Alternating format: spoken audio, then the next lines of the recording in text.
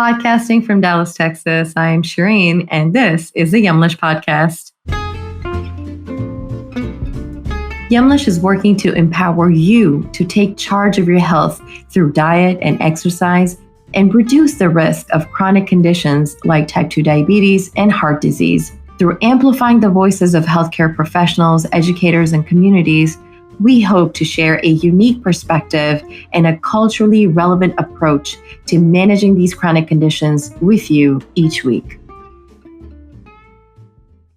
Registered dietitian Jaime Freier talks to us about the USDA's new dietary guidelines, its limitations, the controversial omission of the advisory committee recommendation to reduce sugar and alcohol intake, and why she thinks the guidelines should be reviewed more frequently.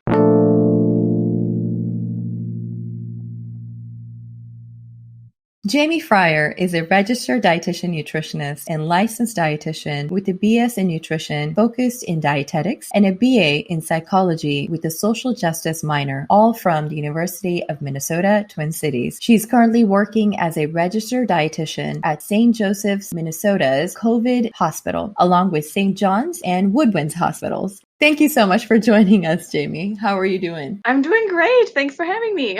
An absolute pleasure. So let's just dive right in. I'd love to learn more about what brought you to a career as a registered dietitian. Okay, well, it's kind of a personal and silly story, but I was originally going for psychology, and then I decided I didn't want to be a psychologist. Wasn't my cup of tea. I do appreciate the field, but I didn't know what a registered dietitian was at the time. And during my break and finding my passion, I was studying nutrition, but also my grandmother had passed away of 6 different kinds of cancers, and I she was my number one, and one late night I left the TV on and an infomercial popped up, and it was like, oh, you can prevent cancer with fruits and vegetables and all this, and I was just like, oh gosh, like I don't want to listen to this, that's not true, like how can they even say stuff like that? But then when I looked into it, it's true that cancer is one of those diet-related diseases, at least a couple different kinds of cancers. So it was something that really kind of pushed me into learning more about what diet can do for people's health and chronic illnesses.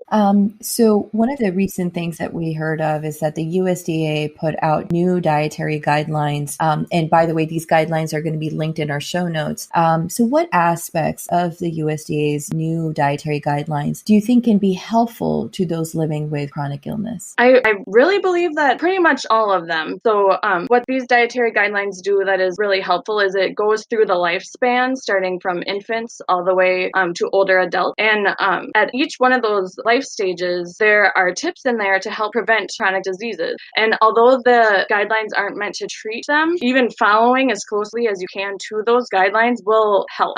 There are things that you can do to customize your guideline, like customize the guidelines to fit more your personal, like if you are dealing with a chronic illness, to tailor it to what you need to do to help your personal self become more healthy in relation to those chronic. In what capacity can those living with chronic illness really utilize these guidelines? I would say using the guidelines as kind of like the backbone. So if you haven't been able to focus your complete dietary pattern around these guidelines that fit your current life stage, trying to hone in on those things first before moving on and really trying to make specific changes for whatever disease state you may have, because those are even more specific and harder to follow, but the guidelines are meant to be realistic and achievable for any American. So, and I think just really focusing on one guideline and sticking to that as much as possible. If it doesn't work, move on to the next one and keep really trying to follow them. And I think that might help for any chronic disease that you may have, but to also keep in mind that those will need to be tailored if you are to see better results, depending on what your disease state is. Would you say there are any limitations to these guidelines, especially for those with chronic illnesses? I would say so. I know like the sodium recommendations are pretty, it's 2,300 milligrams for sodium. And in the hospital, what we usually recommend for people who are having like hypertension or some cardiac related diseases is to have it be less than 2,000 milligrams a day. And it's even the 2,300 milligrams is significantly lower than you might think. Most people get far over that just eating freely in America. So that could, I mean, it's a good guideline to follow, but just to know that for specific diseases, you will want to tailor those things. The other thing that I noticed in the guidelines is, although they do mention dietary fiber as being helpful, dietary fiber is so important for all disease risk factors, and having more of a concrete goal to getting more dietary fiber would probably benefit everybody. So, and they don't have a concrete recommendation around dietary fiber, but increasing dietary fiber has been known to reduce mortality and reduce the risk of multiple diet-related diseases. So, absolutely. And it does mention that in the guidelines as well, that to tailor it to your personal lifestyle, your health, and all of that. So, and that's a big upgrade from the last guidelines, where it gave you the guidelines and told you like what you should and could and need to be doing, where this one is more mindful of the diversity within our country. So I think that is definitely an upgrade from the last one. And hopefully it will continue to be so. What do you think within the newest guidelines, they omitted a recommendation from the advisory committee to reduce the added sugars intake to 6% and choosing to keep it instead at the previously recommended 10%. What do you think is the effect of this? Well, they were trying to be inclusive of everybody. So the calories are for each individual person, they use an equation to come up with a recommended calories for that person. And some people need more and some people need less. So the current nutrition food label uses 2,000 calories as the average that an American should have. And that's more geared toward the males than the females, because females would probably be closer to about 1,800 calories would be like a pretty safe goal. So already using 2,000 calories at 10% is a little bit higher than what we should be getting. But in order for them to include everybody from the people who need 2,000 calories all the way up to 3,000 calories, they kept it at 10%, where ideally having less added sugars just in general is more helpful. So I think they were trying to be more inclusive to try to not leave everybody out, but it's giving people that extra, like, oh, I can have, like, they might try to get 10%, when really it's less than 6% is actually helpful for their health. So in my personal opinion, I feel like the more we stick closer to the science and what is actually needed to prevent chronic disease, the better off the American people will be. What do you think of the newest guidelines that omitted a recommendation from the advisory committee to reduce alcohol intake to 1 drink per day and choosing to keep it at the previously recommended 2 per day for men? So I also feel like it's along the same lines with the added sugars, like less is more. And it says that in the dietary guidelines that even if you have just a small trace amounts of alcohol, like you might find in a kombucha or some fermented food, that is enough to have health benefits for you, actually, where having a full drink of alcohol daily isn't. And they did keep it at 2 for men and 1 for women. And that could be from the previous evidence that men just metabolize alcohol differently than women and that type of thing. But the current science really does show that less is more. So I think they're trying to not push too much onto people too fast, especially in some of the higher drinking state, and in the Midwest, that's kind of a theme. But it is, if you can do it, try to limit it as much as possible, and don't start it if you haven't. So, do you have any alternate recommendations of these guidelines?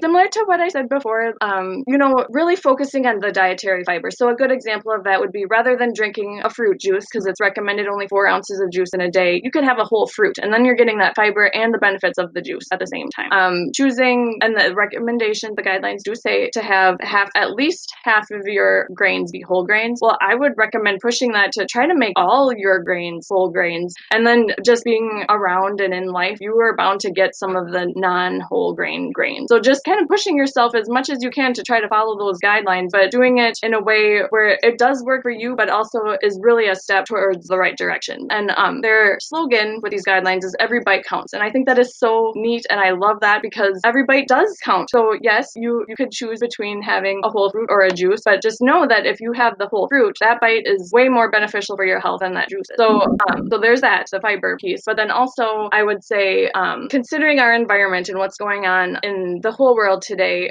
we do know that the impact of red meat consumption is not only detrimental to our health, but definitely to the environment. And I think that trying to follow a more plant-based eating pattern pattern is just entirely beneficial all around. So that would be my personal recommendation, is look for those different ways to get in your proteins besides the red meat. The red meat is just, it's not good for our health and it's not good for the environment, and trying to limit those to maybe specialty occasions would be just helpful all around. You had mentioned on your social media that you feel the USDA and Department of Health and Human Services should review and adjust the dietary guidelines more frequently than 5 years. What is your recommendation on it, and why?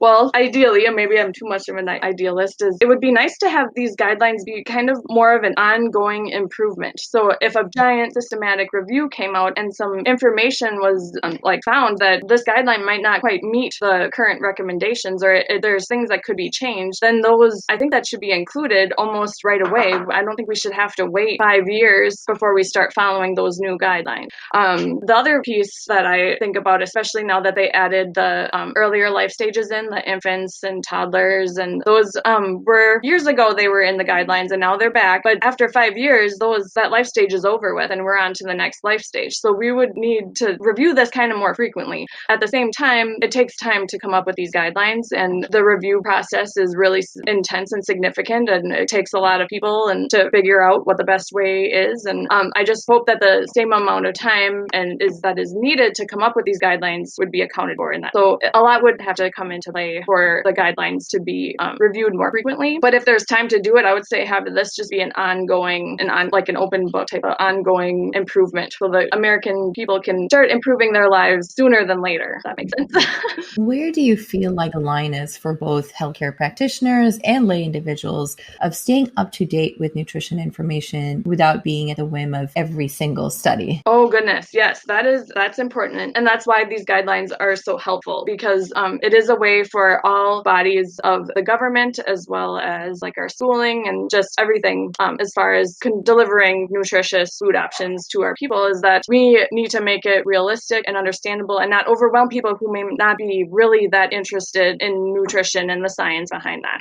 And going through a health practitioner can help understand all of that for you is probably the best way. So I love the guidelines. They're absolutely amazing for helping people kind of follow them without needing to know all the backstory, even though they do provide an extensive amount of information in them as well. But yes, so I think as healthcare professionals, we have all that knowledge, and if you want to know it, we can deliver that to you if it will help you get closer to the guidelines. But otherwise, you can trust that the guidelines are pretty much spot on, almost closer than maybe a dietitian might agree with. But you can be safe in knowing that following the guidelines will definitely help improve your health. Great. So then, talking about the lay person, what small, simple steps do you feel like the average individual can implement to lead a healthier life? I really agree with the MyPlate. So it mentions that in the guidelines, like making half your plate fruits and vegetables, a quarter of your plate, or maybe a tiny bit less of a protein food. So that would include the meats, beans, beef food, eggs, those things. And then having only a quarter of your plate be the grains. So if you think about it, eating a full plate of spaghetti, that's not following the guideline. The tomato sauce, that's not half your plate, so you have to look at every plate that you make and try to stick with that MyPlate pattern. So half your plate fruits and vegetables, half your plate protein and grain. And then if those are all whole grains, then you're getting all that fiber. If all those fruits are whole fruits, you're getting more fiber, and that's just helping improve your health now and for the long run. So with that, Jaime, unfortunately, we're toward the end of the episode. At this point, I'd love for our listeners to connect with you and learn how they can,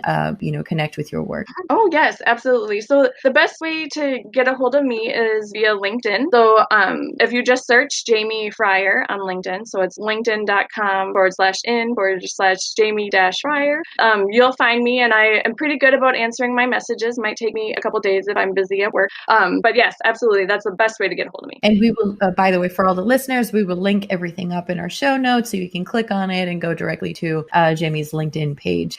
So to our listeners here, I would like to ask, what role does the dietary recommendation play in your life? Reach out to us on social media and submit your response, and we'll address it on social media. With that, Jaime, thank you so very much for being on the podcast with us today. Really appreciate your time and helping us understand these dietary guidelines really within the context of our care, and that my takeaway from this is that the dietary guidelines are not the end all be all. There's a lot of contextualizing that needs to be done for an individual's health, and so there's still work to be done. Yes, absolutely. Thank you so much for having me. It was a wonderful opportunity. Thank you. Thank you for listening to the Yumlish podcast. Make sure to follow us on social media at Yumlish _ on Instagram and Twitter, and at Yumlish on Facebook and LinkedIn for tips about managing your diabetes or other chronic conditions. You can also visit our website, yumlish.com, for even more information and to get involved with all of the exciting opportunities Yumlish has to offer. All of the links are in the show notes below, so please don't hesitate to check us out. If you like this week's show, make sure to subscribe to the Yumlish podcast, give us a like, comment, or a 5-star review, and share us with a friend. This is Shireen signing off. Thank you again, and we'll see you next time. Remember, your health always comes first. Stay well.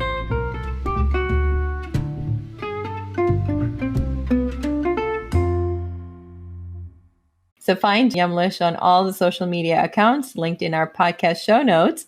Our Yumlish socials help you learn more about our mission at Yumlish, keep you updated on helpful tips for managing your diabetes, and giving you access to exciting opportunities with Yumlish. With that, to our listeners in Texas, Yumlish will be running a diabetes management course here in the Dallas region. If you are interested, email us at info@yumlish.com and we'll connect you over to that. Lastly, if you enjoy Yumlish podcasts and know a healthcare expert working in the nutrition space, reach out to us on Instagram to nominate them. Send us a DM telling us who you want to nominate, what they do, and why you believe their work is making a difference in the lives of individuals to conquer chronic illness. Thank you again. Until next time, stay well.